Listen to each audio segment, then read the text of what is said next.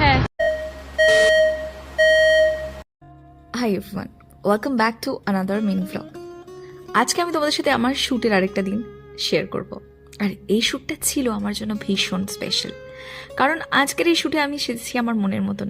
আর আমাকে রূপদান করেছে আমার প্রিয় একটা মেকআপ আর্টিস্ট দুর্বাদি। সুদূর নৈহাটি থেকে এসেছিলেন আমাকে সাজাতে। আর সত্যি কথা বলতে আজকের এই শ্যুটটা নিয়ে আমি ভীষণ এক্সাইটেড ছিলাম, কারণ 2 মাস আগেই ওনারা আমাকে পেমেন্ট দিয়ে কিন্তু বুক করে নিয়েছিলেন। আর এতটাই প্রফেশনাল ওনারা কিন্তু ঠিক টাইমেই পৌঁছে গেছিলেন, যদিও আমার সেদিকে শারীরিক অসুস্থতার কারণে একটু আমি লেট হয়ে গেছিলাম। বাট দুর্বাদির ব্যবহার এতটাই ভালো, আমি একদম ডিসকমফর্ট ফিল করিনি। সেদিন আমাদের বুকিং ছিল অন্য জায়গায়, কিন্তু আমরা সাডেনলি প্ল্যান চেঞ্জ করি। কলকাতার বুকে এরকম শ্যুট তো তোমরা অনেক দেখে থাকবে, like street photography and all, কিন্তু এবারের যে প্রজেক্টটা একেবারে অন্যরকম। কারণ বৃদ্ধির লুকে আগে বোধহয় তোমরা কোনো মডেলকে রাস্তায় ফটোগ্রাফি করতে খুবই কম দেখেছো, তাই না?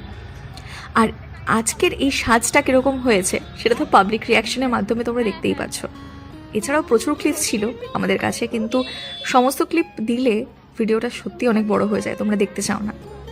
প্রচুর প্রশংসা পেয়েছি, রাস্তায় দাঁড়িয়ে সবাই আমার সাথে সেলফি তুলেছে, প্রচুর মানুষের অ্যাটেনশন ভালোবাসা পেয়েছি। আর এরকম একটা পরিস্থিতি বা এরকম একটা সুযোগ যদি কোনো মানুষ পায়, এত ভালোবাসা পায়, তাহলে কার না ভালো লাগে বলো তো, তাই না?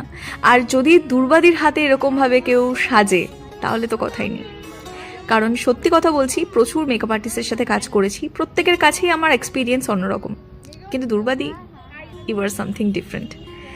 তো আজকের শ্যুটটা করে আমরা এবার বাড়ি ফিরছি। আর হাতে যদি ফটোগ্রাফসগুলো পাই তাহলে ডেফিনেটলি তোমাদের সাথে শেয়ার করব। দেখা হবে অন্য কোনো ভিডিওতে, আরও নতুন চমক আসছে তোমাদের সাথে। সবাই খুব ভালো থেকো, সুস্থ থেকো, টাটা।